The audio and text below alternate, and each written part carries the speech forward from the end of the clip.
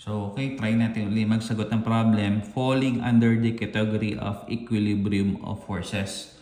So, for this particular problem, determine the hinge reaction at point A. So, ang una natin gagawin dito is for us to create the necessary free body diagram. So, tingnan natin, no? One is, since meron tayo dito inclined surface, si surface mag-exert siya ng reaction. So, reaction niya, papunta doon sa pinaka-tip ng pinaka-L-bar natin. So, at an angle of 90 degrees. So, basically, ito na ngayon yung tinutukoy nating reaction provided at B. So, which is RB. So, next step natin dito, since yung reaction natin is actually inclined, kinakailangan breakdown natin siya sa kanyang X and Y component first. So, meaning, we have here RB of Y. Ito naman si RB of X. Diba? Another one is, since meron tayo dito pin or hinge at A, basically meron tayong dalawang reaction in terms of X, in terms of Y. So, since yung RB of X natin is directed to the right, ang area of X natin, direct natin to the left para mag-cause tayo o mag-create tayo ng condition called equilibrium. So, ito si RA of X. So, ang problem natin dito, since wala pa tayong actual value RB of Y, para malaman natin discrepancy and difference between RB of Y sa 300, wala tayong idea ngayon kung si RA of Y ba is either going up or going down. So, yan. So, for the time being, ang gagawin natin is lalagay natin si RA of Y either going up or going down. So, yan. So, susunod natin step dito is ganito. Since meron tayo dito inclination at kinakailangan natin ng angle, so, buuin natin yung right triangle. So, using the Pythagorean theorem formula, so h square plus 15 square, kuhanin natin square root, yung hypotenuse side, you have 17. So, 17 ngayon yung hypotenuse side. Ayan. So, for us to be able to solve for this particular problem, here this equilibrium, meron tayong tatlong formulas applicable. So, ano yun? So, summation forces of x, summation forces of y. So, last one is summation of moment. So, in this case, kung tayo man ay magtitake ng x equation o summation forces of x, lalabas si RA of x, which is one of the unknown, and then another unknown, which is RB of x. So, in this case, kung tayo man ay mag-take ng summation forces of x, dalawa yung lumalabas na, no? So, for the time being, ibig sabihin, hindi po pwede. Kung tayo naman ay magtitake ng summation forces vertical o summation forces of y, lalabas si R of y, which is one of the unknown, and then yung second unknown, which is RB of y. So, in this case, meron naman tayong reference value unlike the sa summation forces of x via the 300-pound external force. So, still, wala tayong R of y, wala tayong RB of y. So, mean say, hindi pwedeng gamitin pa rin si summation forces of y. So, ibig sabihin, natitira nating alternative formula is summation of moment. So, gagamitin natin summation moment in cases na meron tayong multiple nodes. Kasi, pag tayo ay nag-take ng moment summation, kung saan meron tayong mga unknowns, eventually, yung mga unknowns na yun, hindi siya magiging part ng moment equation kasi zero yung perpendicular distance. So, in this case, ang nangyari is, let's try to take moment summation at A para makuha natin si RB of Y as well as RB of X para eventually makuha natin si RB. So, ganun nga gagawin natin. So, by taking moment summation at A, all forces going the clockwise direction considered to be positive. So, ilan ba available forces? Area of x, 1, area of y, 2, 303, RB of x, which is 4, and then last one, RB of y, which is 5. However, kung tayo man na magtitik ng moment summation at A, basically mawawala si area of x, mawawala si area of y. So, available na si 300, as well as si RB of y, as well as si RB of x. So, unahin muna natin si 300. So, pag umikot sa A, since yung turning motion natin is sasalubong sa direction ng 300-pound external force, so, ang sign convention ng 300 natin is we have negative 300. So, perpendicular distance, yung babasahin natin yung figure. So, mula dito hanggang dito, ang perpendicular distance niya is you have 5. Yan. So, pag umikot sa A, sa salubong, tatama, magbabanggaan sila with respect sa RB of x. So, ang sign convention niya is you have negative RB of x. And then, itong point na to hanggang dito, ang perpendicular distance naman niya is you have 4. So, yan. So, para mag-0, lumalabas, it is anticipated na pag meron tayo negative, dapat ang last sign convention should be positive. So, pag mikot sa A, so since yung turning motion natin is along the direction ng RB of Y, so yung sign convention natin RBY is considered to be positive. Ayan. So, again, perpendicular distance, magmula dito hanggang dito, so you have 7 plus 5, you have a total of 12. So, since wala na, sarado na natin, sarado 0 is equivalent to 0. Ayan. So next step natin is tanggalin natin yung x, tanggalin natin yung y. So ibig sabihin, kung narinig ko yung formula, ang formula natin is you have 300 multiplied by y minus rb. Pagka sinabi natin x, ibig sabihin to is you have cosine ng theta of x multiplied by 4 plus rb of y, you have rb, pero instead na cosine, since ito is y, you have sine ng theta of x multiplied by 12 is equivalent to 0. And so next step is kailangan natin angle. Pero kung titingnan natin, kahit hindi na natin kuhanin yung angle kasi enough na yung tinutukoy natin triangle dimension. So, by simply referring to sa formula na SOHCA.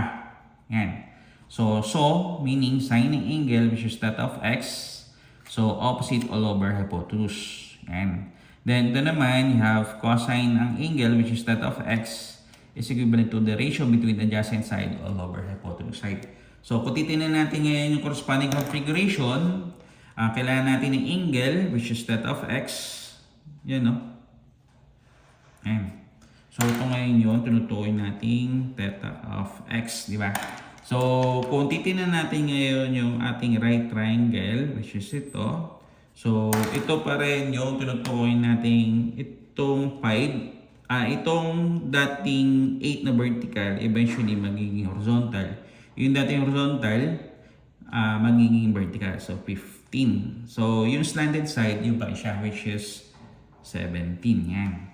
So, by referring to sa triangle dimensions natin, you have negative 300 multiplied by 5 minus RB value. Ngayon, ang katumbas ng cosine ng angle natin is you have adjacent side all over hypotenuse side. Adjacent side, you have 8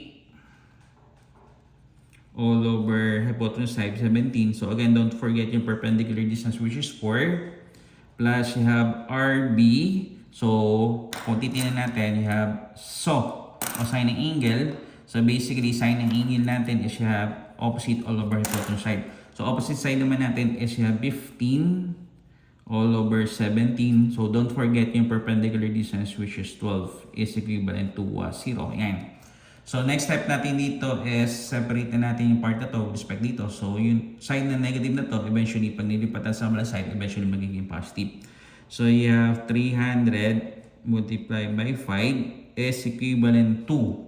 So, reverse ko lang ang position tong dalawang to. So, unahin natin yung positive. So, yung 15, mauna instead na 8. So, you have RB, you have 15 multiplied by 12 all over 17. Minus RB value, once again, pero in this case, you have 8 multiplied by 4 all over 17. So, in this case, possible na ngayon makuha ngayon yung RB. So, RB therefore is equivalent to 300 multiplied by 5 all over 15 multiplied by 12 all over 17 minus you have 8 multiplied by 4 all over 17. So, pag tinabilit natin sa calculator to, tingnan natin lalabas sa value. So, you have 300 multiplied by 5 all over 15 times 12 all over 17 minus 8 times 4 all over 17. So, simplify natin. Yan. So, yung actual value natin, baliktad. So, ulitin lang natin, no? So, unahin mo natin sa ilalim. So, you have 15 times 12 all over 17 minus you have 8 times 4 all over 17. So, itong side na to, yun. So, 300 multiplied by 5 divided by yung answer. So, 300 multiplied by 5 divided by yung answer. So, ang value niya is you have 172.2973. So, yung RB natin, ang RB value natin is you have 172.2973 pounds. Ayan. So, meron na tayo ngayong RB. Ayan. So next step natin, pwede natin ngayon kuhanin si area of x at si area of y respectively. So unahin muna natin x. So sabihin, by taking the x equation, summation forces of x, all forces going to the right considered to be positive. So malabas, dalawa lang naman x, isang positive RB of x at isang negative area of x. So positive RB of x minus RA of x is equivalent to 0. Yan. So breakdown na natin. So lumalabas, positive RB of x is equivalent to positive area of x. So breakdown natin itong x na to. So eventually you have what? RB cosine ng theta of x is equivalent to RA of x. So magtatanong, bakit hindi natin breakdown yung area of x? Ang reason, kasi yung side ng A natin, wala naman ditong angle o kaya wala naman triangle dimension. Unlike dito sa may B, which is ito, di ba? So basically, sulat na natin. So yung RB value natin, we have 172.2973. So cosine ng angle, is you have adjacent all over hypotenuse side. Adjacent side, you have 8 all over 17. So you have 8 all over 17 is equivalent to RA of x. Ayan. So pwede natin kuhanin yung area of x. So tabulate natin sa calculator natin. So in this case, lumalabas 172.2973 multiplied by 8 divided by 17. So you have 81.0811. So ang RA of x natin, you have 81.0811 pounds. And so meron na tayo ngayong RA of x. So next step natin dito is for us to be able to solve for yung value ng area of y. So area of y vertical by the summation forces vertical. So summation forces vertical tayo, all forces going up considered to be positive. So tingnan natin mga vertical components of force. So RB of y going up positive. So 300 going down negative. Then yung area of y natin, hindi tayo mapag-decide kung si area of y ba is going up or going down. So lalabas, you have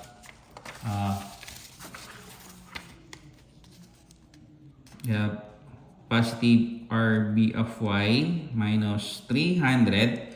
So since hindi tayo mapag-decide kung si area of y is either going up or going down, for the time being, positive negative RA of y is equivalent to 0. Yan. So in this case, next step is breakdown natin yung y. So lalabas ngayon, you have positive RB sine ng theta of x minus 300 positive or negative RA of y. So again, kung mapapansin nyo, hindi natin pwede i-breakdown yung area of y kamukha ng RB of y kasi kung papansin natin configuration, wala naman angle na involved dito kay RA of x as well as area of y. Unlike dito sa may B, meron tayong right triangle o meron tayong angle na involved.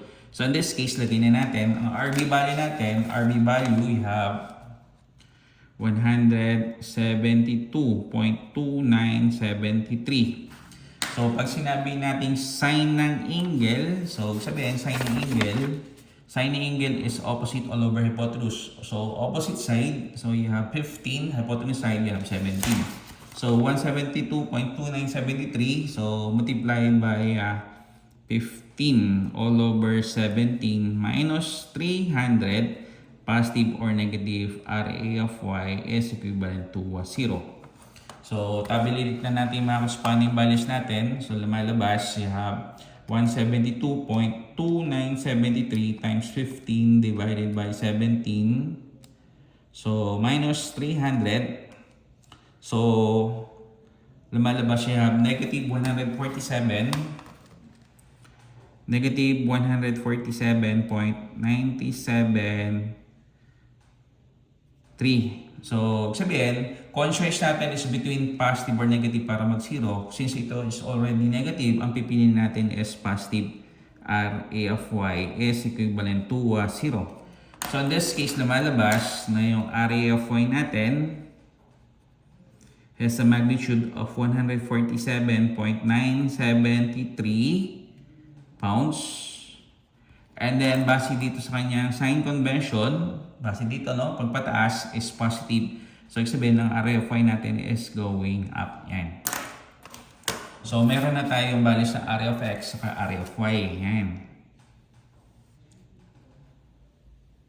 Now, to check kung tama or mali, ang gagawin natin dito is magti-take tayo moment summation, pero instead na at A, magti-take tayo moment summation at B. So, checking muna tayo. So, checking. Ayan. So, moment summation at B. Ayan. All forces go in the clockwise direction, conservative is passing. So, bilangin natin available forces. So, you have area of x1, area of y 2, 300 is 3. So, RB of x is 4, RB of y is actually 5. So, kung tayo man ay magtitik ng moment summation at B, mawawala si RB of x at si RB of y kasi wala silang perpendicular distance. So, meaning, from 1, 2, 3, 4, and then 5 available forces, less 2. So, again, lumalabas, tatlo na lamang available forces. So, ano yan? So, you have yung 300 pounds, yung area of x, as well as yung area of y. So, tingnan natin. So, pag umikot tayo at B, ang sign convention ni 300 would be positive. So, positive 300. So, perpendicular distance niya, base dito, yung 300, magmula sa B siya, distance of 7. Ayan. So, another one, kung titignan natin, area of x going to the right, tapos located siya on top of B, di ba? So, sabihin, pag umikot tayo, since yung turning motion natin sa lubong, doon sa direction ng area of x, ang area of x naman natin is considered to be negative. Negative RA of x. And then, kung titignan natin yung corresponding configuration, magmula dito hanggang dito, ang perpendicular distance naman niya is 4. Okay. So, another one is si area of y natin, na-prove na natin na yung direction niya is going up. So, ayan. So, lagyan natin dito na yung RA of y natin is going up. So, pag umikot tayo ngayon at B, notice na yung turning motion natin is nasa lubong sa direction ng area of y. So, since sa lubong, ang area of y natin is considered to be negative. So, negative C RA of y. And then, gaano ba kalayo itong B papunta doon sa may A? So, you have 7 plus 5. You have the total of 12 is equivalent to 0. Ayan. So, tingnan natin, you have positive 300 multiplied by 7 minus area of x. Area of x natin siya 81.0811. 81.0811 multiplied by 4. And then area of y naman natin siya 147.973 multiplied by 12 is equivalent to 0. So notice na yung mga actual values natin, may mga decimal values. So don't expect na yung checking natin using this moment summation B magsisiro, di ba? So since mayroong mga decimal value, it's anticipated na hindi siya totally equivalent to 0, rather almost equivalent to 0. So yun. So check lang natin kung lalabas siya as almost equivalent to 0. So lalabas siya as ganito. So tingnan natin. So you have 300 multiplied by 7 minus 81.0811 multiplied by 4 minus 147.973 multiplied by 12. So pag sinimplify natin siya, lumalabas, ang value niya is hindi siya equivalent to 0, rather negative 4 times 10 raised to negative 4. So lumalabas tatlong 0 siya. So negative 0.0004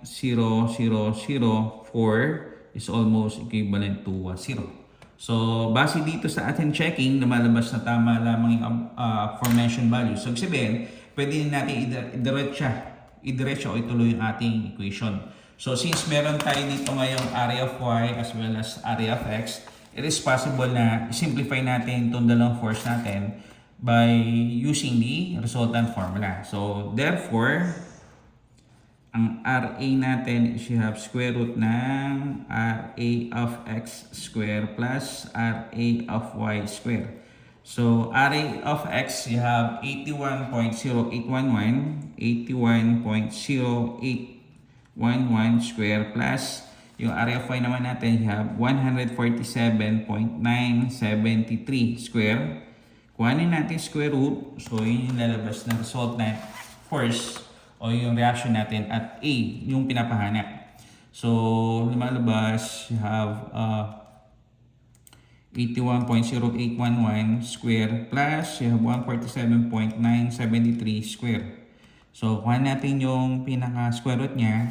Ang actual value niya is you have 168.731.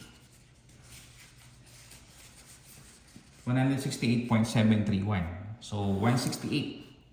So, reaction natin at A is equivalent to 168.731 pounds. Okay. So, yung pinapahanap nating reaction, hinge reaction at A is equivalent to RA, which is equivalent to 168.731 pounds. So, ayan. So, ito yung solution natin for this particular problem. Ayan.